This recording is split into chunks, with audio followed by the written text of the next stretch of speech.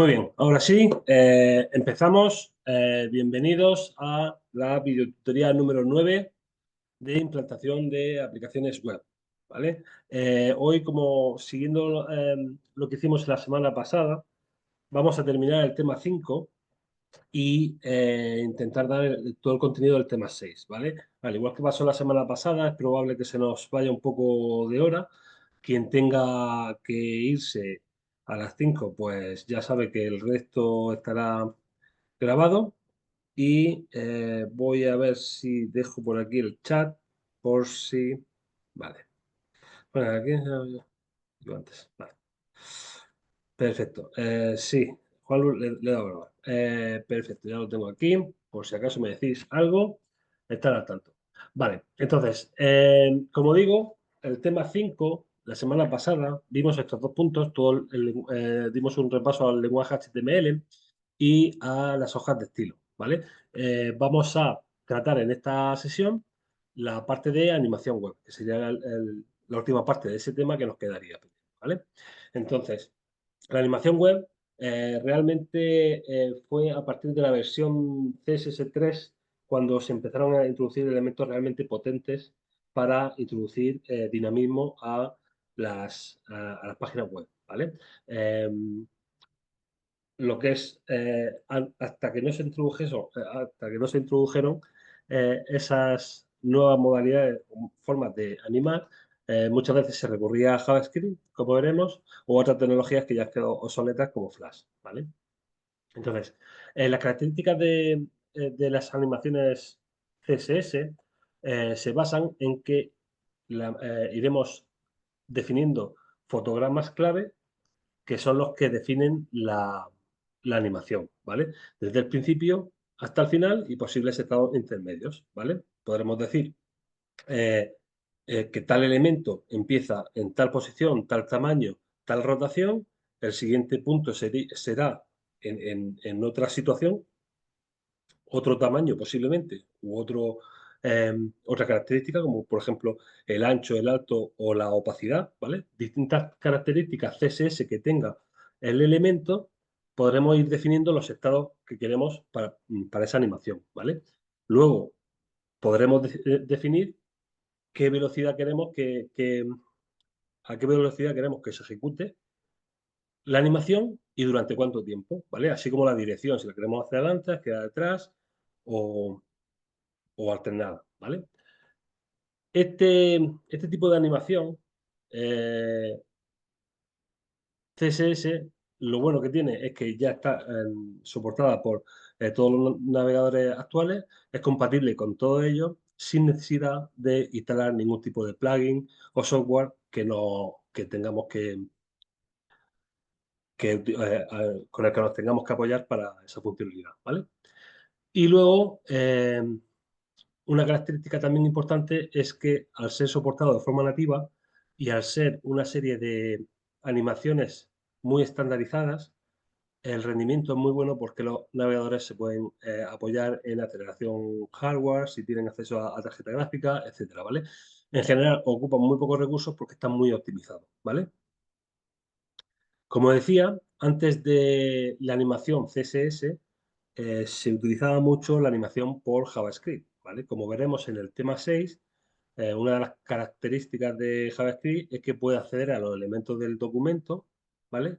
No solo a los elementos, a las etiquetas, sino a las características de ellas, a las propiedades CSS de cada una e ir modificándolas sobre la marcha, ¿vale? Y con bucles y demás se podía hacer las animaciones. En general, el resultado era más rico y complejo. Es cierto que con animación CSS se puede llegar a un nivel de complejidad bastante alto y cuya replicación vía JavaScript no sería nada trivial, ¿vale? Pero al final, cuando estás haciendo algo por programación, pues realmente prácticamente no tienes límites, ¿vale? En las animaciones CSS, pues al final tiene un marco de trabajo, una serie de propiedades con las que puedes jugar, pero en algún momento te puedes encontrar con alguna limitación, ¿vale? Eso sí, cuando animamos por JavaScript, pues ahí no hay nada optimizado, todos son ciclos de CPU y por tanto el rendimiento decae bastante a nivel de navegador, ¿vale? El navegador se carga bastante por toda esa lógica que tiene que estar ejecutando directamente él, ¿vale? Entonces, cuando definimos una animación podemos basarnos o apoyarnos en elementos eh, estructurales, ¿vale? Para organizar todo lo que es la animación en sí, ¿vale? Podemos definir lo que vendría a ser un escenario que compondría toda la animación. Incluso este escenario podría tener distintas subescenas, ¿vale? Luego, todos los elementos que queramos animar los podemos dividir en capas, que puedan ser capas asociadas a un posible rol que tengan, como por ejemplo podría ser la capa de fondo, la capa de primer plano, la capa de segundo plano, etcétera, e ir colocando en cada una de ellos los elementos que queramos animar, ¿vale? Y luego estaría dentro de cada capa, pues en los elementos en sí, pues tendríamos que ir definiendo los fotogramas clave que compondrían la animación, ¿vale? Entonces, un concepto clave y por lo cual las animaciones CSS están muy optimizadas del lado del navegador es porque en su mayoría se basan en la interpolación de movimiento. ¿Qué es la interpolación? Es básicamente un poco lo que veníamos diciendo con el tema de los fotogramas clave. Yo defino los distintos estados de mi elemento y es el navegador quien calcula todos los frames intermedios, ¿vale? Si yo le digo tiene que tener 50 de tamaño, pero al final de la animación tiene que crecer hasta 100, ¿vale? Eh, Será el navegador quien, si nosotros hemos definido que esa animación va a durar, por ejemplo, un segundo, pues va a ir él solo calculando qué tamaño intermedio va a tener que asignar al elemento para componer esa animación. Esa es una de las claves por las cuales se puede optimizar mucho, ¿vale? A nivel de rendimiento. Luego, eh, cuando decimos que si yo quiero que pase de un estado A a un estado B, podemos decir que lo haga de forma lineal, es decir, que lo haga a la misma velocidad frame a frame, ¿vale? O, por ejemplo, podemos asignar curvas Bezier, ¿vale? O S-in, S-out, que son, por ejemplo, le puedo decir, no, pues acelérame al principio y luego ve un poco más lento al final, o viceversa. O a la mitad pega un acelerón y luego un frenazo, ¿vale?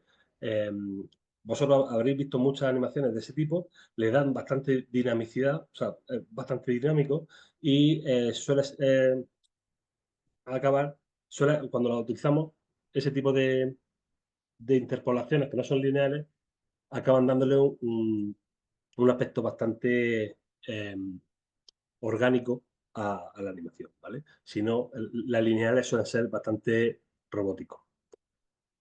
Bien, bueno, es que las páginas de Apple son una pasada respecto a animaciones web, desde luego. Y sí, o sea, ahí verás poco elemento que se eh, desplaza o se anima de forma lineal, ¿vale? Eh, Bien, por otra parte, también nos podemos apoyar en eventos, ¿vale? Para poder dotar de interactividad a esas animaciones, ¿vale? Haciendo que estas se realicen de una determinada manera según el usuario va interactuando, ¿vale? Bien, dentro del mundo de la animación, eh, CSS o digamos animación nativa web, podríamos tener dos formatos o lo podríamos comparar o sea, el formato oficial sería el SVG, Scalar Vector Graphic, ¿vale? Que es básicamente un XML donde se definen absolutamente todos los elementos que componen el dibujito que se quiere animar, ¿vale? Y todas las transiciones, todos los keyframes, toda la información de CSS que se va a necesitar para ejecutar la animación, ¿vale? En contraposición, bueno, es un fichero XML que se puede ver, editar, podemos acceder vía JavaScript a cada uno de los elementos, podemos modificarlos, podemos acceder a través de reglas CSS e interactuar, ¿vale? En contraposición tendríamos a lo que se utilizaba antes, que era Flash, ¿vale? Que era un formato propietario más antiguo, era un binario, ¿no? Que tú no podías acceder, era una caja negra, además una caja negra que tenía que ser ejecutado a través de un plugin que tenías que instalar y pues, te comprometía muchas veces la seguridad porque ese plugin tenía muchos riesgos, o sea, muchos bugs, etcétera, ¿vale? Eh, Originalmente se utilizaba cuando se necesitaban animaciones muy complejas, pero a día de hoy con la especialización que se ha llegado con CSS, realmente es un formato que está obsoleto, ¿vale? Era un color correcto, totalmente. Es que yo no sé cómo lo podían hacer tan mal o no sé si lo hacían a posta o qué era. Vale, así aquí una pequeña tabla, pero bueno, tampoco quiero incidir mucho porque ya digo que SWF está prácticamente muerto, ¿vale? Bien, para que veamos un ejemplo de lo que estamos hablando, vamos a ver un ejemplo CSS completo de un keyframe de una animación, ¿vale? Muy simple, pero así suficiente para quedaros con la idea, ¿vale? Nosotros esto es una regla CSS, ¿vale? Decimos que tenemos este keyframe que le ponemos un nombre que nosotros queramos, ¿vale? Esto va a ser el alias que vamos a utilizar para referirnos posteriormente a él. Y aquí simplemente definimos dos estados, el from y el to, y decimos, mira, este elemento va a empezar a la izquierda 0 píxeles y va a finalizar 100 píxeles, ¿vale? A la izquierda. Es decir, lo vamos a desplazar hacia la derecha, porque el espacio de la izquierda va a ir creciendo, ¿vale? De 0 a 100. Esa es la idea de animación que estamos planteando. Entonces, para poder ejecutar esa animación sobre un elemento, tenemos que poner unas cuantas propiedades CSS adicionales, ¿vale? Aquí tenemos que poner un selector, es decir, el selector, recordemos que nos dice sobre qué elemento vamos a ejecutar la animación y vamos a dar unos cuantos datos más, ¿vale? ¿Qué datos más? Vamos a decir, mira, la animación es la que he dicho que se llamaba desplazamiento, ¿vale? Ahí es donde tengo que poner el alias que yo haya definido previamente. Además, esta animación va a tener una duración de 2 segundos. Se va a repetir infinitamente, ¿vale? No una vez, no dos, sino de forma indefinida. La dirección no, va a ser alternada. ¿Esto qué quiere decir? Que la dirección puede ser, vuelvo para atrás, puede ser desde el primer estado hasta el último o al revés, desde el último al primero. Pues alternate quiere decir del primero al último, último al primero, primero al último, último al primero, ¿vale? Como es de forma indefinida, pues irá en ese orden. From to, from to, from, ¿vale? Luego, eso es lo que realmente define la animación. Luego, añade unas ciertas propiedades del objeto, ¿vale? Simplemente 200 píxeles, pues este color, etcétera, ¿vale?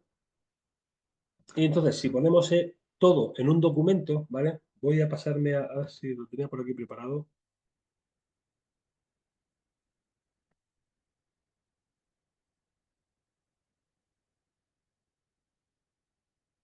Vale.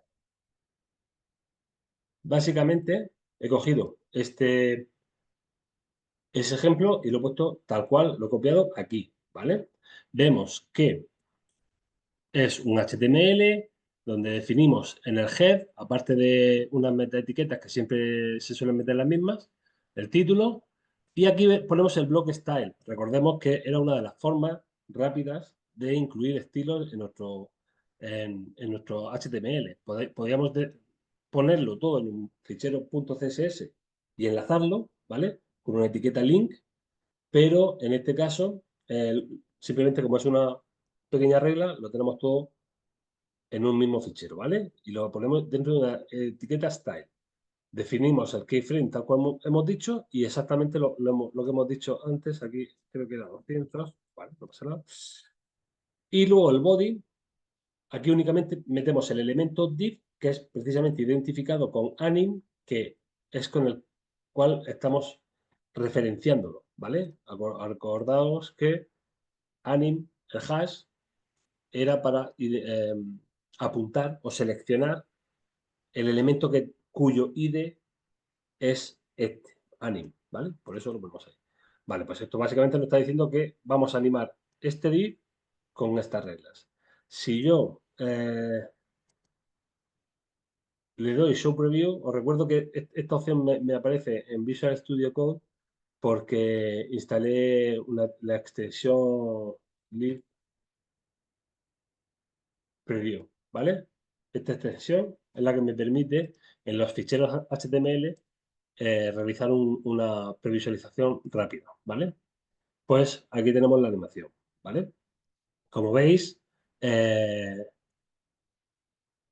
la animación está jugando con el left del 0 al 100, ¿vale? Y de forma alternada, de forma infinita, no para, y alternada. Desde el from hasta el true, del true hasta el from. Aquí, por ejemplo, si decidimos eh, poner alguna regla adicional, como por ejemplo que el estado inicial va a ser con un hey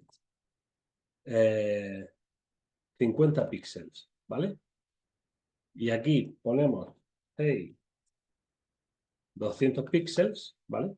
Pues vemos que el navegador, él solo, va animando el alto según desde el estado inicial al estado final, ¿vale? Esto lo podemos complicar todo lo que queramos, ¿vale?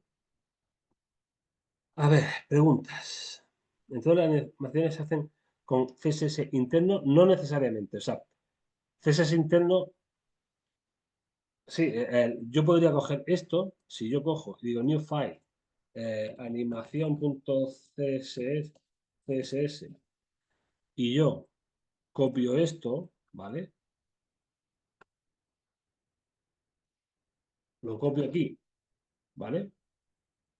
Lo he copiado con las teclas, con control X, control C, ¿vale? Lo voy un poquito rápido, pero básicamente he cortado y copiado y pegado, ¿vale? Ya tengo el contenido aquí. Aquí esto lo dejo sin CSS y hasta que no lo enlace, link, well, style sheet, y esto era src animación.css.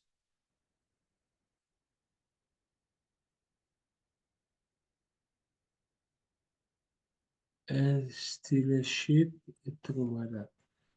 Era. Nunca me acuerdo cómo era. Como siempre lo copio y lo pego. Eh, teníamos.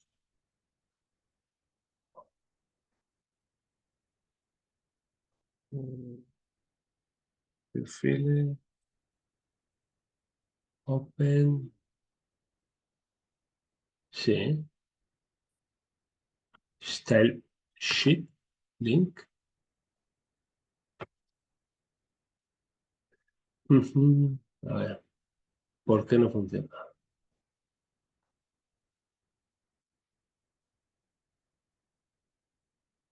Style sheet.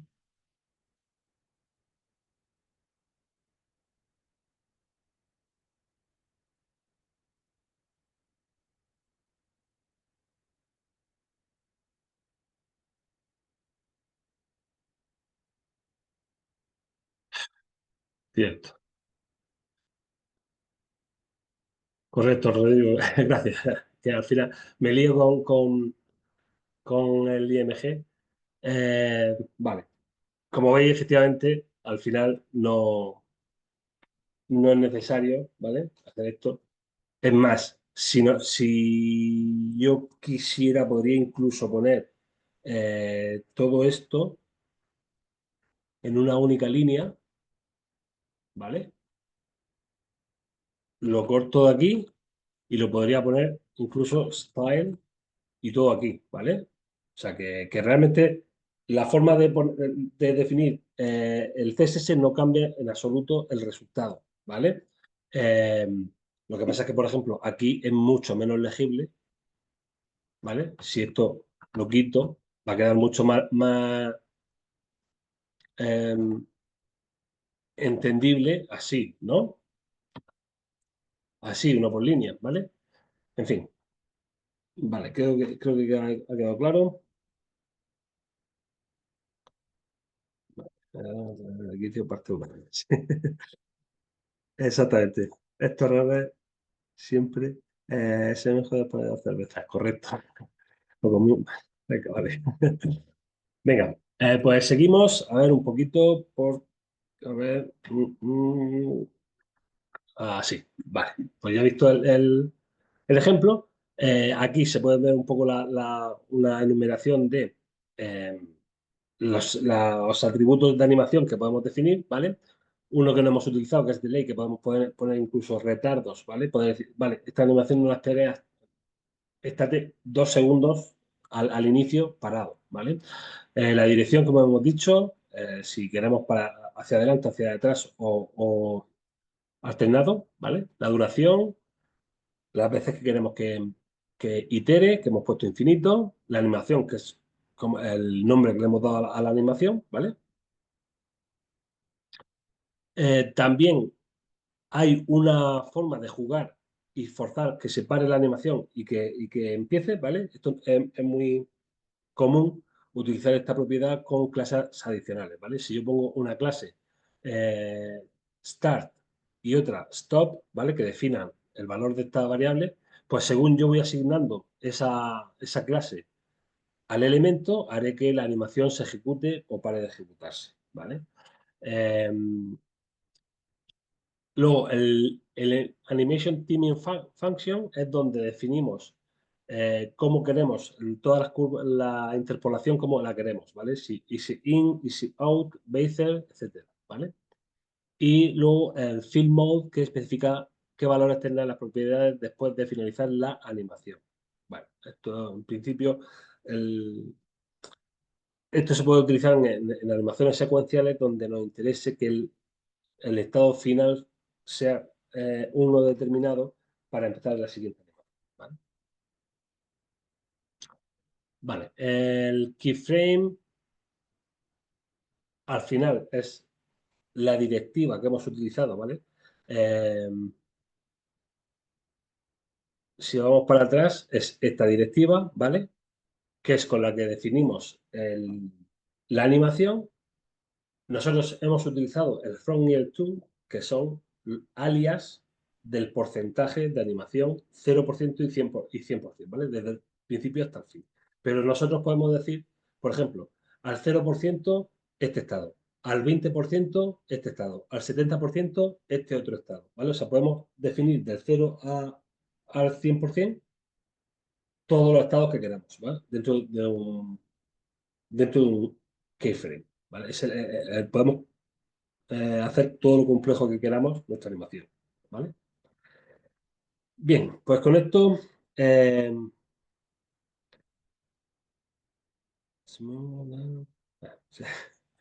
vale, con esto terminamos el capítulo 5, ¿vale? Era un breve repaso un poco de la animación. Es todo un mundo, al igual que es todo un mundo en CSS, y podríamos tener una asignatura únicamente de HTML, CSS y animación web, ni siquiera sin meternos en JavaScript, ¿vale?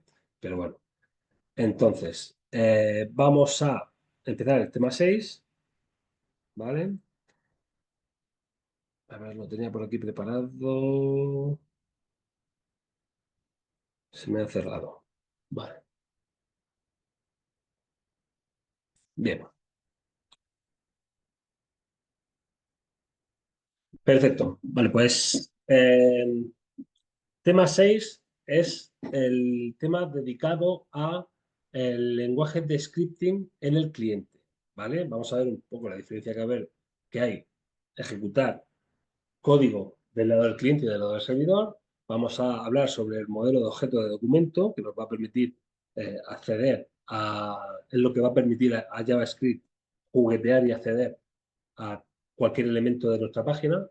Vamos a dar una breve introducción a JavaScript, igual que hicimos con PHP, un poco para ver cómo respira el lenguaje, un poco las directivas principales, etcétera, ¿vale? Son todos muy parecidos al final, lo que es el lenguaje en sí, ¿vale? Luego hay, obviamente, ciertas diferencias. Vamos a ver un poco el concepto de dinamicidad y captura de eventos, cómo se hace la validación de formularios y luego una pequeña sección de limitaciones y riesgos de ataque, ¿vale? Bien, aquí hay una página web que es interesante cuando no queremos instalarnos un editor como Visual Studio Code con herramientas como por ejemplo el plugin de visualización, de previsualización. Es una página que te metes y aquí ya metes todo el HTML, JavaScript y CSS que quieras y puedes de forma dinámica juguetear con ejemplos, ¿vale? Entonces, em, bien, JavaScript sería al final la tercera pata dentro de todo el mundo que, todas las tecnologías que tenemos en el mundo del lado del cliente, ¿vale? Tenemos HTML que nos da información sobre la estructura, ¿vale? Del documento, CSS que nos permite darle estilo y JavaScript que nos permite darle la funcionalidad que queremos del lado del cliente en nuestra página web, ¿vale? Los lenguajes de scripting se ejecutan en el navegador, ¿vale? Y permiten que se ejecute cierta lógica sin tener que recargar la página, ¿vale? Antes de la llegada de JavaScript, cuando estaba solo HTML y CSS, o cuando se ejecuta una página con el JavaScript desactivado, cualquier interacción tiene que ser enviada al servidor, el servidor evaluarla y el servidor debe de dar todo el HTML de vuelta y el CSS, ¿vale? Lo que se conoce como una recarga de página, ¿vale? Al final mandas la información que quieres, ya sea porque pinchado, has pulsado un enlace o has enviado un formulario y el navegador tiene que reconstruir todo el estado de la página y devolverlo, ¿vale? Como si lo hubieras pulsado de F5 pero con el nuevo estado, ¿no? Con JavaScript nos permite incluso anticiparnos con cierta funcionalidad, una muy común, que es la que veremos, por ejemplo, la validación de formularios, en la que antes de enviar nada, antes de gastar recursos enviando, esperando la respuesta y demás, nosotros nos podemos anticipar y decir, mira, te falta este campo o este otro campo tiene un valor incorrecto, ¿vale? Antes de que te lo diga el servidor, te lo digo yo y así vamos más rápido, ¿vale? Eso es la esencia, ¿vale? Pero todo eso puede ser eh, mucho más complejo. De hecho, estaremos acostumbrados a que en herramientas que utilizamos cualquier día, como por ejemplo Gmail, el lector de correo, tú a cada clic que haces no se recarga la página. Se van pidiendo la información, el mensaje, abre este mensaje. Entonces el servidor solo da la información exacta que se necesita y mediante JavaScript se va actualizando aquello que se necesita actualizar, ¿vale? Sin necesidad de recargar la página a cada clic, ¿vale? Entonces, el código de una aplicación web puede ejecutarse en el lado del cliente o en el lado del servidor. Obviamente, cualquier cosa que tenga que ver con lógica de negocio compleja, cambiar estado de la página web, almacenar datos en la base de datos, etcétera, tendrá que seguir ejecutándose en el lado del servidor web. Pero cierta funcionalidad eh, de lógica de negocio no la podemos llevar al lado del cliente, como hemos dicho, ¿vale? Porque al final, como es donde está interactuando el usuario, eso nos da una oportunidad para darle más dinamismo y usabilidad a la página, ¿vale? Bueno, en el lado del servidor donde se procesa la petición del cliente y se le devuelven las respuestas correspondientes. Eso tiene que seguir siendo así, ¿vale? Pero podemos llevarnos algo de esa lógica al lado del cliente. Dependerá del caso de uso, ¿vale? Entonces, depende de las necesidades específicas de la aplicación, elegiremos uno u otro, ¿vale? Ambos enfoques tienen ventajas y desventajas, ¿no? Un poco puestas aquí. que viene a ser lo que estamos diciendo, ¿vale? Uno se ejecuta en el lado del usuario, el navegador web, y otro lo hace el servidor web y la base de datos, ¿vale? Las funciones en el lado del cliente se enfocan en presentar el documento y atender las interacciones del usuario, ¿vale? Si tiene que eh, ejecutar cierta animación o tiene que eh, hacer desaparecer cierto elemento o aparecer cierto otro elemento, ¿vale? Esa parte se quedaría en el lado del cliente y luego la parte del servidor se quedaría con toda la lógica de la aplicación. Es decir, si nosotros enviamos que el cliente ha hecho clic aquí, pues el servidor será el que tendrá que evaluar qué es lo que tiene que hacer y qué actualización en base de datos tendrá que realizar, ¿vale? A nivel de cliente, estaremos utilizando con HTML, estaremos jugando con HTML, CSS y JavaScript, como hemos dicho, y en el lado del servidor, pues como vimos en el tema del lenguaje de servidor, de scripting de servidor, no solo puede ser PHP, sino Python, Java, Go, Perl, eh, hay un montón, Node.js, un montón de opciones, ¿vale? Entonces, todo tipo de scripts pueden ejecutarse en el lado del cliente si están escritos en JavaScript, ¿vale? Únicamente en JavaScript. Es cierto que han surgido distintas iniciativas, especialmente de Microsoft, hizo una intentona con lo que llamaba Visual Basic Script o algo así, pero al final lo cierto es que únicamente se ha consolidado JavaScript como el lenguaje de cliente. O sea que ahí no tenemos más remedio que utilizar JavaScript, ¿vale? Entonces, eso no pasa en el lado del servidor, donde en el lado del servidor podemos utilizar distintos lenguajes, como acabamos de decir. Vale. Entonces, cuando estamos utilizando JavaScript en el lado del cliente, hemos dicho que podremos acceder a los elementos de la página para saber su estado, para poder modificarlos, para poder decir, oye, ahora introdúceme este elemento o este elemento que está oculto, ahora muéstralo, aplicando tales estilos de CSS. Toda esa lógica, al final, se trata de acceder a los distintos elementos, etiquetas que componen nuestro HTML y a sus atributos internos, tanto de propiedades internas o propiedades CSS, ¿vale? Todo eso se hace a través del Document Object Model, ¿vale? El, el modelo de objetos del documento. Al final, eh, si nos fijamos en una estructura estándar HTML, vemos que siempre, siempre, siempre se puede interpretar como un árbol de etiquetas. Es decir, siempre habrá una etiqueta que será HTML que lo engloba todo. Debajo de HTML cuelgan las dos etiquetas principales que sabemos que es el head y el body. El head tendrá ciertos atributos, ciertos enlaces, ciertos metadatos, que son a su vez subetiquetas del head, y en el body tenemos todo el contenido, ¿vale? Pues realmente lo que estamos viendo aquí se puede interpretar como un árbol, ¿vale? Se puede decir que HTML contiene el head y el body. En el head encontramos una etiqueta title y en body, por aquí hay un div y por aquí hay otro div que además este div tiene dentro un párrafo y otro párrafo, ¿vale? Entonces, gracias a este modelo, nosotros podemos, al igual que utilizamos selectores CSS para aplicar estilos a uno o varios elementos, nosotros podemos coger y a través de selectores ir accediendo a estos elementos, ir leyendo y modificando sus propiedades e incluso podremos navegar por ellos y decir, mira, dame todos los hijos de este body y por cada hijo hago tal cosa o dame el padre, puedo ir navegando por esa estructura, ¿vale? Vamos, toda la potencia de manipulación que tiene JavaScript se obtiene gracias al acceso al DOM,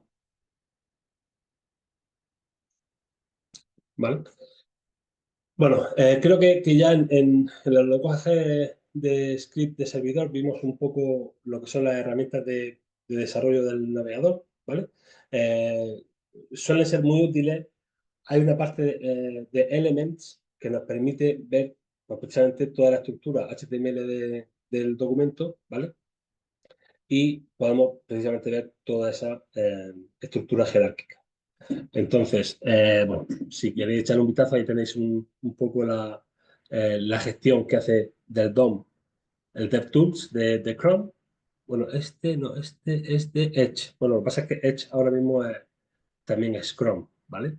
Pero bueno, echar un vistazo si queréis, ¿vale? Entonces, bien, visto un poco la utilidad que tendría JavaScript en nuestra página web, en qué casos podríamos utilizarlo y qué funcionalidad nos ofrecería, pues vamos a ver un poco en qué consiste lo que es este lenguaje en sí, ¿vale? Bueno, es un lenguaje bastante versátil y ampliamente utilizado en el desarrollo de web. Como he dicho, es el único que ha prevalecido a nivel de tecnología e implantado en todos los navegadores, ¿vale? Todos los navegadores implementan JavaScript. Es cierto que hay algunos navegadores muy específicos que puede que tengan una implementación parcial de JavaScript, pero suelen ser casos muy puntuales, ¿vale? Bien. Bueno, aquí pone un detalle que a la hora de cargar scripts se puede hacer al final del código de HTML, ¿vale? Eso lo veremos ahora con algún ejemplo, ¿vale? La idea es que, al igual que normalmente el, el enlace, esto se refiere a que al igual que el enlace de CSS se suele hacer en la cabecera, en el head, con el link que hemos visto antes, por ejemplo, ese que había que poner href, no src, eh, se pone al principio y tiene todo el sentido del mundo porque lo que queremos es que las reglas de estilo estén lo antes posible, porque según se vaya descargando la página, si nosotros conocemos las reglas de estilo, se podrán ir aplicando directamente según el navegador va renderizando la página, ¿vale? Sin embargo, cualquier script que acceda a los elementos de la página, lo que queremos es que el contenido ya haya sido cargado, ¿vale? Además, los ficheros JavaScript algunas veces suelen ser librerías complejas que suelen incorporar librerías complejas que hacen que el script pese mucho, tal vez 2 3 megas, es fácil, y eh, pensar que cualquier descarga de recursos es bloqueante. Entonces, es mejor que se haga al final porque así el navegador habrá tenido la oportunidad em, de pintar toda la página web y luego al final meter el JavaScript, ¿vale? Entonces, algunas características. Bueno, pues aquí, cuando fue creado, en 1995, por Brendan H. Es cierto, le pasó un poco como a PHP, nació un poco como juguete, algo bastante limitado, se le puso el mal nombre de JavaScript, pero no tiene nada que ver con Java. Eh, y luego fue ganando en complejidad a la vez que de popularidad, ¿no? Entonces, según se le iba pidiendo más cosas, pues se fue haciendo mayor el lenguaje, ¿vale? Aún así, sigue habiendo muchos detractores que dicen que lo que es el lenguaje en sí es bastante deficiente, pero bueno, son muy puristas y cosas muy que realmente tampoco son tan importantes, ¿vale? Eh, Como hemos dicho, es bastante versátil, es fácil de utilizar, ¿vale? Especialmente para añadir pequeñas interacciones en aplicaciones simples, ¿vale? Pero lo cierto es que cada vez hay frameworks más avanzados, ¿vale? Como no sé si os suena React o Vue o Angular, ¿vale? Todos esos son frameworks JavaScript, librerías muy potentes, bastante complejas, ya no estamos hablando de un uso eh, intuitivo, fácil o directo que pueda tener JavaScript nativo, simple, pero obviamente la complejidad de aplicaciones que podemos llegar a hacer con eso, obviamente es difícil, por ejemplo, llegar a hacer una aplicación como Gmail, ¿vale? eh, únicamente con JavaScript. Te tienes que apoyar con alguna librería que te ofrezca ciertas funcionalidades, es como los frameworks Symfony o Laravel que decíamos en PHP. Pues al final tienes que apoyarte en ello, ¿vale? Herramientas de desarrollo, pues todas las herramientas, o sea, tiene un ecosistema importante de herramientas de desarrollo. El, la Visual Studio Code, por ejemplo, tiene un montón de... o sea, ya de base te da mucho soporte nativo, ¿vale? Y aparte, pues como digo, tiene un montón de APIs integradas en el propio navegador, ¿vale? Y también puedo utilizar librerías de terceros.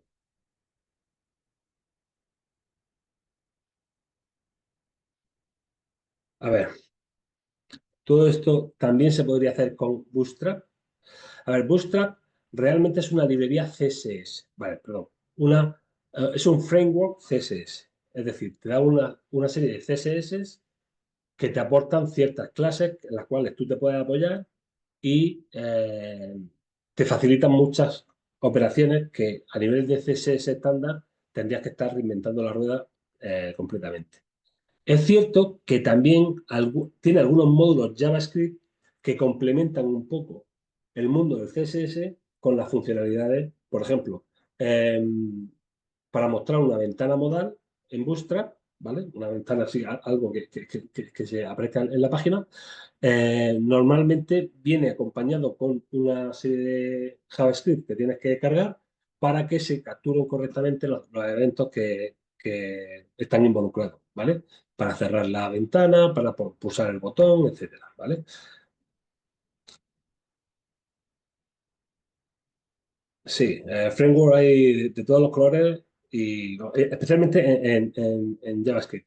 De hecho, el problema, como siempre, como en el navegador siempre está únicamente el JavaScript, ¿vale? No hay otro lenguaje, pues digamos que hay mucha creatividad alrededor de ese lenguaje. Es posiblemente el lenguaje a partir del cual nazcan más frameworks, ¿vale? Hay un meme conocido de que cada día sale una nueva librería JavaScript.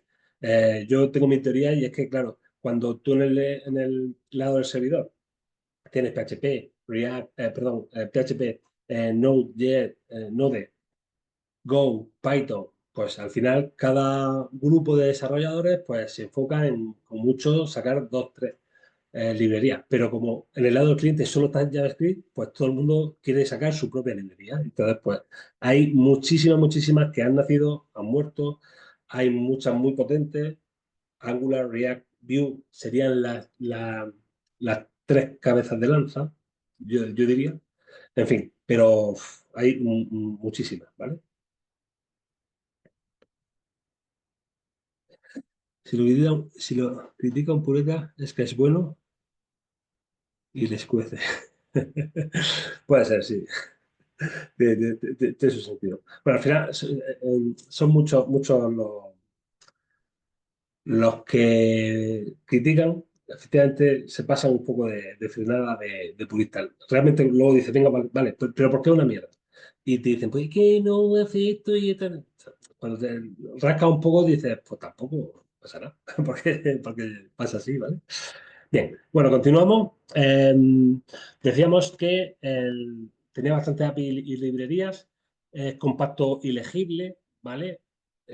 Insisto, es muy fácil ponerse a hacer cualquier cosilla en JavaScript, ¿vale? Y al final, pues como lo ejecutas ahí en el navegador, eh, se puede interpretar bastante bien, es bastante legible. Y bueno, dice que tiene un estilo similar al lenguaje basado en C. Eso no sé hasta qué punto es bueno o malo, porque C puede llegar a ser bastante crítico, ¿vale? Pero bueno, es un lenguaje que tiene ya mucho, mucho tiempo. Vale, tiene estructuras de control, las conocidas y las que veremos ahora un poco por encima. Cualquier lenguaje declarativo te va a dar las funciones while, for, para gestión de bucles, gestión de condiciones, etcétera, ¿vale? Y bueno, como ya hemos dicho, está completamente integrado en los documentos web. A través del DOM podemos acceder, ¿vale? Y, vale, no, vale, esta parte es la que dice, vale, perdón, esta parte es la que decía que el JavaScript es muy parecido al CSS, puede ser introducido en línea eh, en archivos externos .js, ¿vale? Y, o sea, tanto dentro del elemento como en una etiqueta script como en un fichero javascript.js, ¿vale? De hecho, en la parte que viene aquí explicada, cómo podemos integrar JavaScript en nuestro documento web. Aquí, igual, como he comentado, igual que cargábamos el CSS aquí con un link, ¿vale? Lo haríamos con una etiqueta script, en este caso SRC, en el href, y ponemos la ruta a nuestro fichero, ¿vale? Como decíamos, es buena práctica cargarlo al final. Eso no quiere decir que no podamos cargarlo en el head. De hecho, podemos cargarlo en cualquier momento, ¿vale? Pero es buena práctica hacerlo al final, ¿vale? También podemos coger y, en vez de eh, cargar un fichero externo, podemos poner una etiqueta script y meter el documento, o sea, perdón, el código JavaScript dentro de esa etiqueta, ¿vale?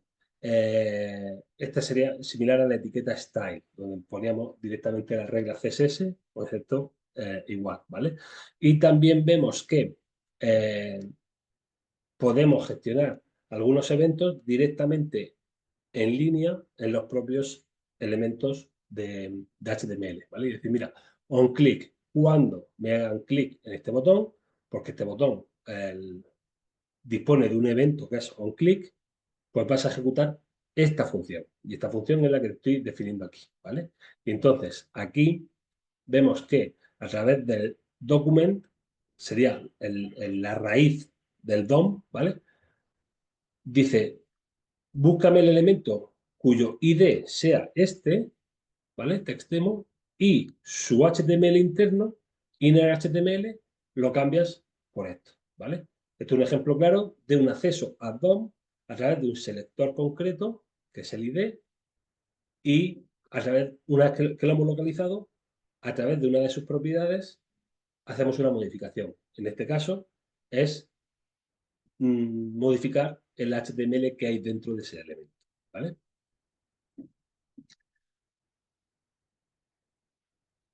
Pero sería solo para referenciar un script corto. ¿El qué, Eric? Esta parte, bueno, realmente da igual la longitud. Obviamente, si lo hacemos inline, pues esto se va a volver muy poco legible, ¿vale? Por parte de un humano. Al navegador le da igual. Aquí, si le metes megas y megas de script, al navegador le da igual. Pero si tú vas a tener que programar esta lógica dentro de un fichero HTML, pues probablemente te convenga ir sacándolo a ficheros JavaScript. Me refiero que para hacer algún script corto, lo pondríamos directamente en el documento. Sí, correcto, exactamente. Lo que estoy diciendo. Al final, un poco el sentido común y lo que harías, por ejemplo, una etiqueta style de CSS, puesta en el head. ¿Qué vas a poner ahí? Pues 3, 4 reglas que te viene bien ponerlas ahí porque sabes que van a ser muy poquitas y por comodidad la tienes. Pero a pocas que tú sepas que vas a necesitar, que esa complejidad va a crecer y vas a necesitar meter líneas y líneas, pues ganas poco teniéndolo ahí en línea. Es mejor sacarlo a un fichero. Un fichero .css para el CSS y .js para el JavaScript. ¿Vale? Bueno, aquí este tipo de ejercicios, si hubiera tenido un poco más de tiempo, lo hubiéramos hecho de forma interactiva, pero bueno, quedan bastante autoexplicados. Eh, l- lo hubiera hecho de forma interactiva como se hice, por ejemplo, en PHP, ¿vale? Pero bueno, son bastante visuales. Al final, en esencia, son muy parecidos, ¿vale? Los conceptos son muy parecidos. Vemos que aquí hay comentarios de una línea, de varias líneas, exactamente igual que en PHP. Aquí tenemos las variables que se definen con let y nombre de la variable. En este caso, a diferencia de PHP, no va con el dólar delante, pero bueno, son pequeños detalles, pero al final, en esencia, la variable se va a utilizar para exactamente lo mismo. Y si en PHP teníamos eh, la función echo hecho nombre de la variable para imprimir, ¿vale? Pues aquí tenemos console.log, que es la forma de imprimir en consola, ¿vale? En consola, sí. Bueno, vale. Ahora a ver si me da tiempo y le hacemos un ejemplo para que veáis a qué me refiero con consola, ¿vale? Vale.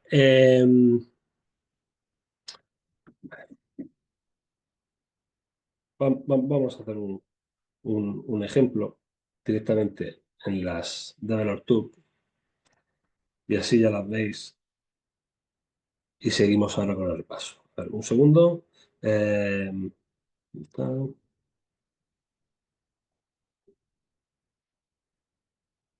Vale, si yo abro aquí,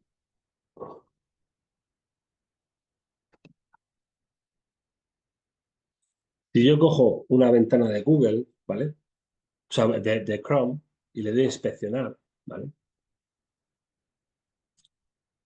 Aquí es donde teníamos un poco el DevTools que decíamos eh, para acceder, por ejemplo, a través de la pestaña Elements a todos los elementos que componen el HTML que se está pintando aquí, ¿vale?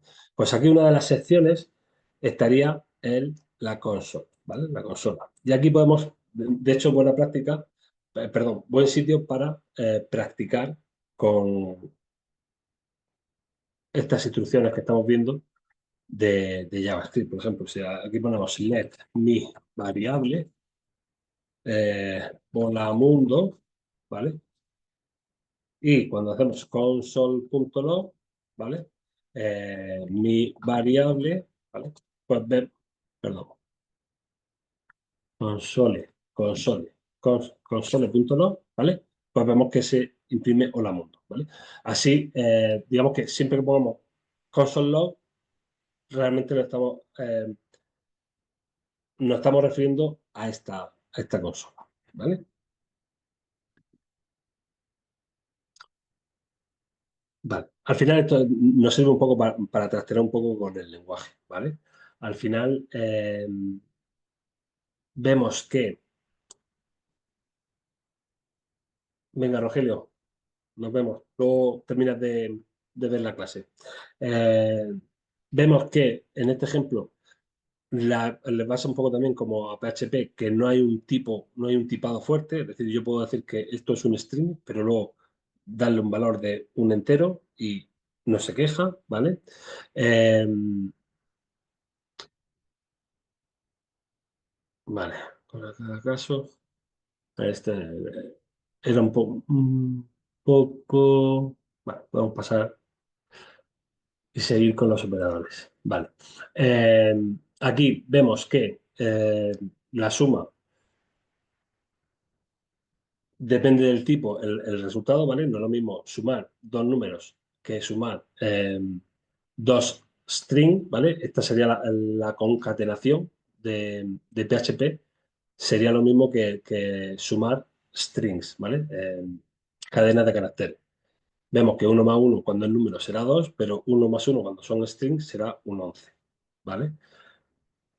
A la hora de definir la igualdad, ¿vale? Podemos, este está mal, igualdad estricta serían tres símbolos de igual. Vale, cuando ponemos un igual únicamente es que estamos asignando, ¿vale? Es como esto, A igual uno más uno es una asignación, le estamos dando a esa variable ese valor. La igualdad es comprobar si eh, un elemento es igual que otro, ¿vale? Aquí JavaScript, y esto por ejemplo es uno de los ejemplos que dicen los puristas que esto está mal, ¿vale? Eh, Aquí dice, oye, 5 como número es igual a 5 string, ¿vale? Si lo ponemos con doble igual, JavaScript te va a decir que sí, efectivamente es lo mismo, ¿vale? Él te hace una conversión interna y te intenta convertir el número. Dice, esto es un número, pues esto es un string, voy a intentar convertirlo en número y si es igual, efectivamente le digo que es true, es verdadero. Eso no siempre es así en otros lenguajes, ¿vale? En otros lenguajes te obliga a que el tipo tenga que ser igual. Si nosotros por alguna razón necesitásemos comprobar que exactamente el... o sea, los dos valores coinciden además en el tipo, deberíamos utilizar el triple igual, ¿vale? Es una característica también de JavaScript para precisamente cuando queremos dar más robustez a nuestro código, ¿vale? En situaciones en las que nos tenemos que asegurar que si por cualquier razón necesitamos un 5 numérico, pues que garantice que efectivamente me están dando un valor y además el tipo correcto. Luego, tendríamos los operadores si asignamos inicialmente 10, luego tendremos los operadores de suma implícita, recta, multiplicación, esto es exactamente igual que en PHP, ¿vale? Esto es igual que 10 más 5, ¿vale? Esto es 10, 10 menos 5, o sea, 10 más 5, 15, menos 3, 12, por 2, 24, ¿vale? Y incluso también se puede hacer con la división, ¿vale? Para decidir si, o sea, para comprobar si un elemento es distinto a otro, ¿vale? Tendríamos el símbolo distinto de, exclamación y símbolo igual. En este caso, tendríamos que, lo mismo del caso anterior, si hacemos el distinto simple, nos hará una conversión implícita, ¿vale? Es decir, 5 es distinto, 5 numéricos distintos de 5 string, cadena, y decir, no, falso, son lo mismo. ¿Por qué? Porque él internamente hace la conversión. Solo si los dos son realmente distintos es cuando dice que efectivamente la condición se cumple, que es distinto, ¿vale? Los strings también te los compara, ¿vale? Podremos decir si un string es igual o distinto a otro string y cuando queramos, un poco similar a la comprobación estricta, si queremos hacer una comprobación estricta de no igualdad, tendremos que utilizar un segundo símbolo de igual, ¿vale? En este caso, 5 es distinto de forma estricta a 5 string, ¿vale? Eh, aquí 5 de forma estricta es no es false, no es distinto de 5, por eso es false. Y hola, adiós. Hola es distinto de adiós, pues obviamente es true, ¿vale? Aquí tenemos la típica condición if de, de comprobación de condiciones, ¿vale? La condición, definimos el bloque que se ejecutaría si se cumple la condición y el bloque que se ejecutaría si no se cumple. Vale. También teníamos sentencia switch, que sabíamos que es en base a una variable, podíamos dar eh, casos particulares de valores y asociar una lógica para cada uno. Es otra forma de definir una serie de if de condicionales encadenados, ¿vale? Y también podríamos coger y definir un estado por defecto, ¿vale? En caso de que no se cumpla ninguno de los otros. Esa también la vimos en PHP, ¿vale? Bucle for, que nos permite dar un valor inicial, un valor final y una condición de incremento. Y el while, que será ejecutar un bucle mientras una condición sea cierta, ¿vale? En este caso, si empezamos de 0 y decimos hasta que no llegue a 2, vas a estar ejecutando esto y a cada paso le incrementamos. Vale, Rodrigo, venga, nos vemos. Eh, a cada paso de ejecución le incremento 1, entonces llega el momento en que será igual a 2 y saldrá. Si no introdujésemos esto, ¿vale? Aquí tendríamos un bucle infinito, ¿vale? Nunca saldría este bucle. Y aquí tenemos una forma distinta de hacer el mismo bucle, ¿vale? Lo que pasa es que aquí estamos diciendo compara siempre al principio y aquí lo que estamos diciendo hace el primer paso y compara al final, ¿vale?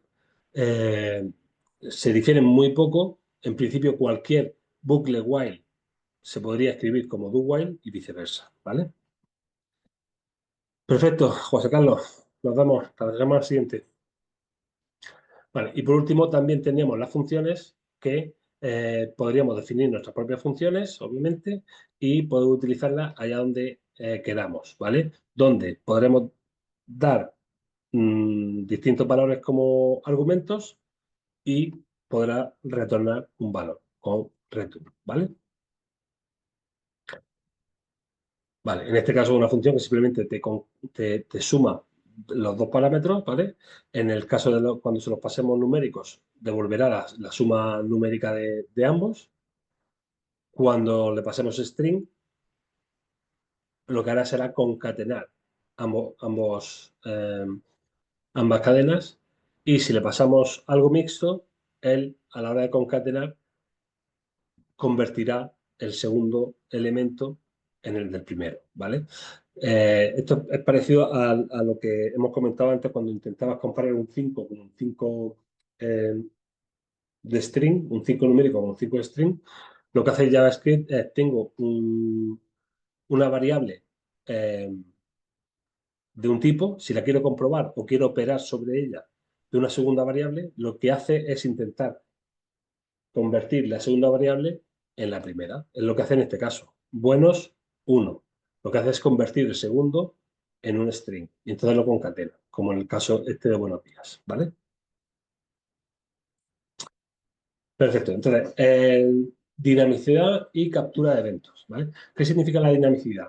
Eh, Como hemos visto, una variable puede mutar constantemente de valor. O sea, de valor no, de tipo. De valor y de tipo. Durante la ejecución, ¿vale? JavaScript va haciendo conversiones de forma interna, ¿vale? Eso nos permite hacer, despreocuparnos muchas veces de comportamientos muy, muy concretos, es decir, eh, podemos abstraernos de la problemática que tiene el que queramos, o sea, en el que, por ejemplo, si recuperamos el valor de una caja de texto y ese valor es un string y nosotros esperamos un número, pues JavaScript hace por nosotros la conversión y no nos tenemos que preocupar de estar convirtiendo eh, elementos del tipo, según el tipo, ¿vale? Eso en algunos casos es cómodo, en otros casos puede ser un arma de doble filo y puede ser un poco complejo, ¿vale? De tratar. Luego estaría la posibilidad de capturar eventos, ¿vale? Como vamos a ver algún ejemplo, permite capturar interacciones que hace el usuario, ¿vale? Especialmente con el ratón, pulsando teclas del teclado. Según interacciones que haga el usuario, nosotros podemos capturar esos eventos y aplicar cierta lógica y cierta funcionalidad a nuestra página, ¿vale? Entonces, ¿cómo es la captura de eventos? Vale, pues los eventos son acciones o sucesos que ocurren en el sistema que hemos dicho principalmente provocados por el usuario, ¿vale? Pueden haber otros tipos basados en temporizadores y demás, ¿vale? Pero principalmente los más comunes son las interacciones del usuario, como por ejemplo los clics de botones, los movimientos de ratón, la pulsación de tecla, etcétera, ¿vale? Para que un programa reaccione a un evento, lo que hacemos es asociar una función a un evento en un elemento, ¿vale? Es decir, si el usuario hace tal acción, esa acción puede ser un clic, arrastra el ratón o pulsa una tecla, ¿vale? Sobre este elemento, y este elemento podría ser un botón, un div, una caja de texto, etcétera. Cualquier etiqueta visible de HTML es el elemento al que le estamos asociando la función. Entonces, cogemos, capturamos ese elemento, como ya vimos a través del DOM, buscamos con el selector el objeto del DOM que representa ese elemento y le añadimos a través de la función addEventListener la función que queremos que se ejecute, ¿vale? Vamos a verlo con un ejemplo que al final es lo que hace que que quede un poco claro, ¿vale? Volvemos a tener un documento HTML, básicamente un H1 y un botón. Entonces, este botón le hemos dado un ID de botón para que nos sea fácil coger y localizarlo dentro del DOM. Entonces, qué hace nuestro script? Siempre he puesto al final. Dice, mira, cógeme el botón. ¿El botón qué va a hacer? ¿Cómo lo cogemos? Pues mira, del DOM, del document, de la raíz del DOM, búscame el elemento a través de esta función getElementById. Nos permite definir el identificador del elemento que queremos capturar. Perdón, recuperar. En este caso el botón, ¿vale? Entonces, definimos una función, ¿vale? Entonces lo que hacemos es, mira, para este botón me añades este listener, este observador, este escuchante, ¿vale? Esta función que va a escuchar cuando el usuario haga este evento. Entonces el navegador, cuando el usuario haga clic en el botón, mandará el evento clic a este botón. Y este botón, como sabe que tiene que ejecutar esta función, ejecuta esta función. Entonces, esto lo que hará será, mira, este botón le vas a cambiar el contenido del texto, ¿vale? El texto que pone en el botón lo vas a cambiar por este otro, ¿vale? Esa es la función, la funcionalidad que se añadirá a través de la función, ¿vale? Entonces, una funcionalidad muy típica, muy común en las páginas web es la validación de formularios que, como comentábamos, es muy común, especialmente en formularios complejos, donde no sea necesario mandar todo el formulario al servidor si previamente no se ha validado que los datos están rellenados, todos los datos mínimos y con los valores esperados, ¿vale? Eso nos ahorra que el usuario esté enviando constantemente y el información y el servidor tenga que estar reconstruyendo el estado completo del formulario para decirle que se ha equivocado. Simplemente mandamos el formulario cuando sabemos que el, el contenido de los campos es correcto. Eso no quita que el servidor tenga que validar otra vez esos campos, ¿vale? Una cosa no quita la otra, pero sí nos permitirá hacer una primera prevalidación en el cliente que aumente el dinamismo de la página web, ¿vale? Entonces, como dice, mejora la experiencia de usuario, ya que permite detectar errores en tiempo real, ¿vale? Esto lo vamos a hacer a través de ciertas funciones y ciertas clases que tenemos dentro de las APIs del navegador de JavaScript, ¿vale? Esto vendría a ser un poco un ejemplo de las APIs que el navegador tiene disponibles para ser ejecutadas a través de JavaScript. Tiene otras, por ejemplo, para acceder a la cámara o al micrófono o emitir notificaciones, ¿vale? O sea, al final todas esas funcionalidades también están disponibles en el lado de JavaScript sin que necesariamente estén relacionadas con el DOM, ¿vale? Son otras funcionalidades. El DOM, digamos que viene a ser una de las funcionalidades que podemos explotar a través de JavaScript, es decir, la modificación dinámica del contenido. Pero luego hay otra serie de funcionalidades que se ponen a través de API, como por ejemplo es este caso de la validación de formularios, ¿vale? Al final, nos podemos basar en tres propiedades. Ahora veremos un ejemplo del caso de uso, ¿vale? Podemos validate message, ¿vale? Esta propiedad devuelve un mensaje que describe las restricciones que no se cumplen en el control del formulario. Si el formulario cumple con las restricciones, esta propiedad devuelve una cadena vacía, ¿vale? Básicamente, si el formulario está bien, aquí no tendremos ningún mensaje, ¿vale?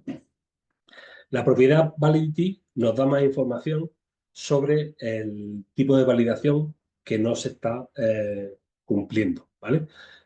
Apoyándonos en el validator message, ¿vale? Aquí dispondremos de ciertas variables, flags, que nos indicarán el tipo de error que está sucediendo, ¿vale?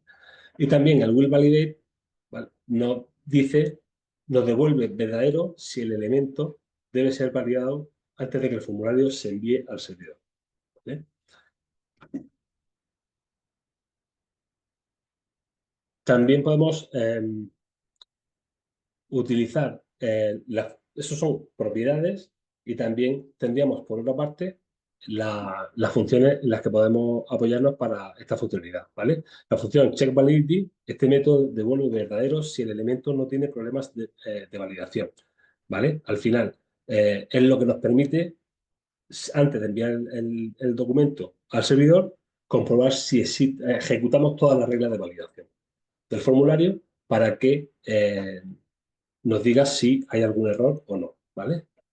El método report validity se utiliza para informar sobre los controles de formulario que son inválidos, ¿vale? Y el set custom validity es la forma de si queremos hacer una validación un poco más compleja en un determinado elemento, podremos coger y decir, utiliza esta función para personalizar la forma en que se valida el contenido de este elemento, ¿vale? O el contenido de esta variable. Entonces tenemos aquí un ejemplo, ¿vale? Eh, Intentaré extraerlo para dejarlo como código aparte, ¿vale? Pero aquí básicamente tenemos un formulario donde tenemos una serie de inputs y un submit, ¿vale? Entonces lo que hacemos es, cogemos el elemento del formulario en base a su ID, daros cuenta que aquí estamos todo el rato jugando con IDs para que nos sea fácil ir recuperando los elementos que nos interesan, ¿vale? Cogemos el input de la matrícula, todos los inputs de, que conforman el formulario, que serían dos, ¿vale? Aparte del botón Submit, del input Submit, serían dos. Y luego tendríamos las etiquetas marca error, ¿vale? Y matrícula error son etiquetas de clase error, donde podremos ir poniendo los errores, pintando los errores al usuario, ¿vale? Entonces, lo que decimos, mira, cuando me venga el, el evento submit, el evento submit se genera cuando el usuario pulsa sobre el botón de este input tipo submit, ¿vale? Ejecuta directamente esta función, ¿vale? Aquí se la han puesto en línea. Si voy un poco para atrás, si vemos en este ejemplo habíamos dado una función con este nombre y habíamos puesto este nombre aquí, ¿vale? Pero también podemos coger y directamente poner como segundo parámetro, definir aquí la función, que es como lo he hecho en este segundo ejemplo. Vuelvo para adelante, ¿vale? Que es como lo he hecho aquí, ¿vale? Directamente poner function. Aquí ya no hace falta que le ponga el nombre. Esto se denomina hacer funciones en línea, ¿vale? En JavaScript. Entonces, aquí vemos, oye, mira, eh, si este input, que es matrícula, perdón, matrícula input, que era el input que correspondía al ID de matrícula, este campo. Si no tiene, no ha escrito nada el usuario, ¿vale? Su valor es missing, ¿vale? Esto lo hacemos a través del objeto validity, que tenía una serie de flags, ¿vale? Lo que hacemos es cambiar el texto en el error y terminamos, ¿vale? Aquí en la event listener, una forma de decir al formulario, al submit, oye, no te envíes porque hay errores, es poner aquí event prevent default. Event nos los pasa como parámetro, ¿vale? Luego, también, hoy perdón, también tendríamos otra, vale, otra validación que sería, oye, el input de matrícula se ajusta al patrón de coincidencia, y el patrón de coincidencia eh, se le ha definido a través de la propiedad pattern, ¿vale? De este atributo, ¿vale? Esto es una expresión regular. Básicamente aquí lo que dice es que esto es algo complejo, ¿vale? Tampoco no hago bien si no lo entendéis, pero aquí básicamente lo que te dice es un valor que tiene una letras y números, perdón, letras y números 7 veces, ¿vale? Bueno, pues ya está. La matrícula debe contener al menos 7 caracteres alfanuméricos en mayúsculas, ¿vale? Es lo que le está diciendo este patrón. Entonces, así vamos comprobando hasta que, si todo es correcto, ¿vale? Borramos todos los errores que se hayan podido poner y, como no ejecutamos prevent default, este submit se ejecuta, ¿vale? Esto es una funcionalidad un poco avanzada, no pasa nada si os hacéis un poco de lío, pero bueno, básicamente es una funcionalidad que es muy común y por eso se pone aquí un ejemplo, ¿vale? Entonces, para terminar, vamos a ver un poco las limitaciones que plantea JavaScript, ¿vale? Eh, Porque el hecho de estar ejecutándose en el lado del cliente, pues hace que sea un poco complejo o sea, a nivel de seguridad puedes poner bastantes retos, ¿vale? Entonces, no puedes ni leer ni escribir archivos por motivos de seguridad, ¿vale? No podemos, como en una aplicación estándar, poder guardar y acceder al disco duro, ¿vale? Está prohibido por motivo de seguridad. Tampoco es posible acceder a dispositivos locales sin permiso explícito del usuario. Lo típico, la aplicación quiere utilizar la ubicación o la cámara, o quiere enviarle notificaciones, o quiere acceder al dispositivo USB. Todo eso, al final, son permisos que se le tienen que ir dando explícitamente a cada página, ¿vale? Eh, mm, no se pueden ejecutar eh, procesos multihilo o en paralelo, ¿vale? Si es cierto que hay cierto paralelismo simulado, pero, pero no es realmente multiproceso. No puedes lanzar dos procesos independientes o dos hilos de ejecución independientes, ¿vale? Al final, el hilo de ejecución siempre el último, único, lo que pasa es que hay algunas operaciones que pueden hacerse de forma asíncrona. Pero bueno, en general no es multihilo ni nada, ¿vale? Y no puede interactuar directamente con el servidor ni con otras máquinas, ¿vale? Si yo tengo una red local y tengo otra máquina en un puerto distinto, en un servidor de correo, por ejemplo, pues no puedo coger y conectarme directamente con un socket, hacer una conexión directa, ¿vale? Únicamente puedo conectarme a páginas web, APIs, todo lo que sea mundo web, ¿vale? Nada de servicios internos. Si pudiera hacer todo lo que se pide de forma automática sería la bomba para los malos, efectivamente. Sería aún así se cuelan, muchas cosas se cuelan, ¿vale? Pues ya si no tuviera las restricciones de seguridad, sería un coladero. Vale, por defecto, una página web se carga desde un dominio y por defecto el JavaScript cuando hace peticiones únicamente debe poder hacer peticiones a ese dominio, ¿vale? Yo no puedo coger y desde mi página alfonso.com no puedo coger y hacer peticiones a ilerna.com, ¿vale? Sí es cierto que hay algunas formas para que, digamos, el dominio 2 pudiera permitir cierta conectividad, pero de base se prohíbe por también, una vez más, razones de seguridad, ¿vale? No se puede hacer a base de datos directamente, eso siempre tiene que ser a través del lenguaje de scripting de servidor. Eh, no se pueden generar gráficos, solo manipularlos, ¿vale? Eh, Aunque es cierto que existen ciertas etiquetas como Canva que te permiten crear gráficos más o menos, un poco con un poquito de código JavaScript, pero bueno, en general manipularlos, ¿vale? Sí se permite manipularlos, pero no crearlos. Bueno, tiene limitaciones para manejar ventanas de navegación y no es amigable con los motores de búsqueda, ¿vale? Al final, si nosotros todo lo que es la lógica que se ejecuta en el lado del cliente cuando un motor de búsqueda carga tu página, eso suele estar transparente. Entonces, si queremos que nuestra página se indexe bien a nivel de SEO y demás, tendremos que asegurarnos que existe una versión sin JavaScript legible de nuestra página, ¿vale? Si yo tengo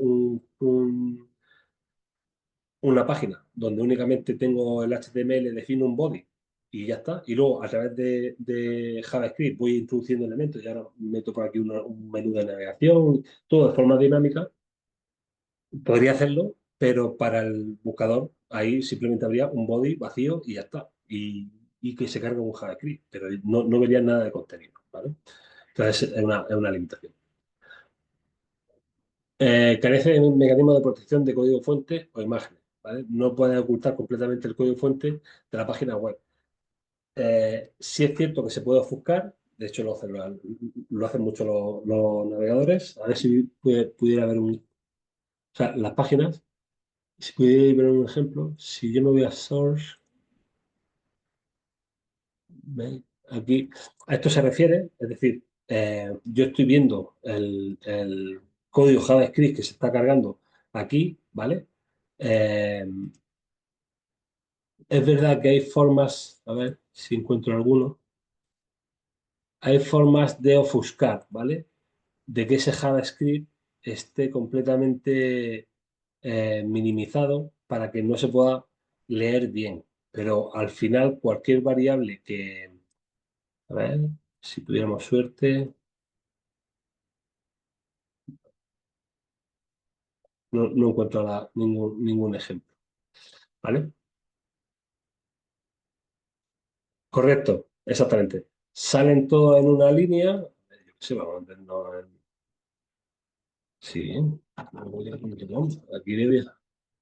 aquí debería cargar. Vale, bueno. No, este no aparece solo en una línea, pero sí vemos que está ofuscado. Si vemos las variables se llaman A, B, sin nombres largos para que no sea fácil de interpretar por un humano, ¿vale? Ahí no voy a ver ninguno que esté completamente. Ah, bueno, vale, sí. Sí, ¿veis? Vale, sí, es que estaba puesto esto. Em, Al final, todo este JavaScript, pues muy legible no es, ¿vale? Sí se puede ofuscar, es lo que se llama ofuscación, pero no es como un binario, ¿vale? Al fin y al cabo. O el lenguaje del servidor, que al final es el servidor es quien te imprime el resultado, no ves código, ¿vale?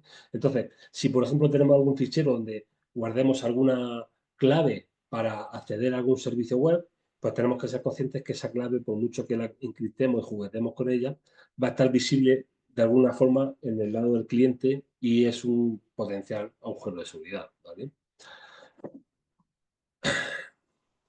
Vale, no tiene acceso a las preferencias del navegador. Al final, hasta que no se ejecuta tu página y tu página únicamente va a tener control sobre la pestaña concreta donde se está cargando, pero nada se puede ver ni del navegador ni del sistema operativo. En fin, al final es un sandbox, lo que se llama, ¿no?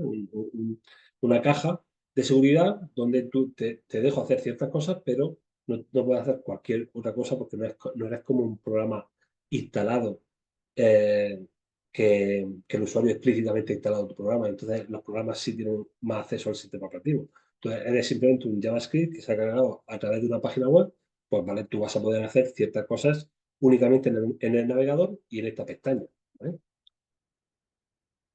Y en última instancia puede desactivarse por el usuario, es decir, debemos ser conscientes de que hay gente que desactiva el JavaScript por temas de seguridad o hay incluso navegadoras, como decíamos, que no tienen o no tienen una versión limitada de JavaScript. Entonces, cuanto más dependa nuestra página de JavaScript, pues más difícil va, o sea, menos usable por ese usuario va a ser, ¿vale?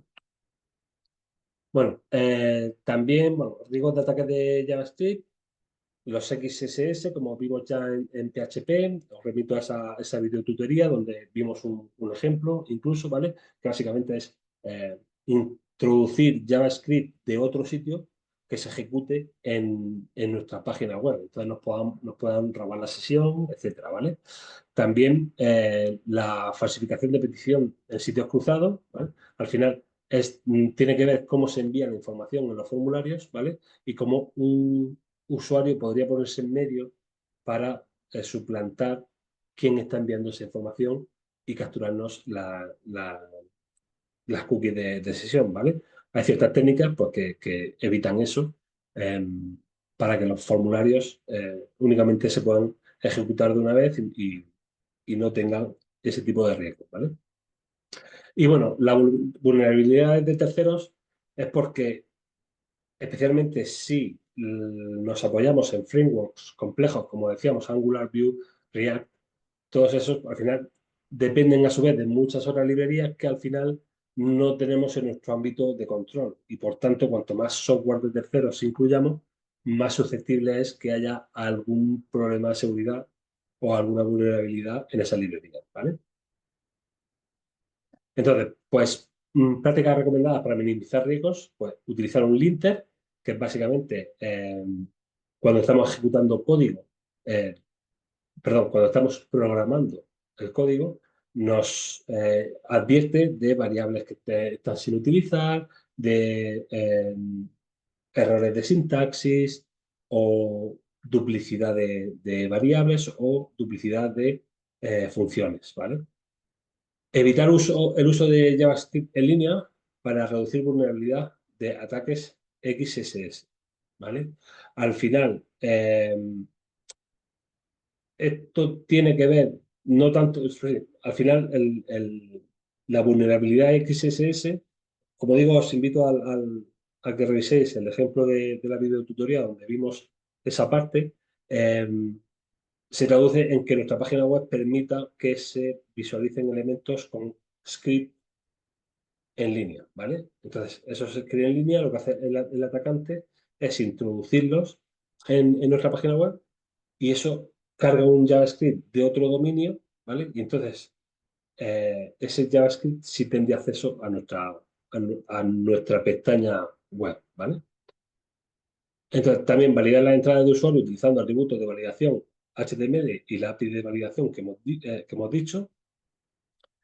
Aún así, como digo, la validación tiene que hacerse tanto en cliente como en servidor, ¿vale? Y, bueno, pues escapar, eso lo vimos también en el ejemplo, si se escapan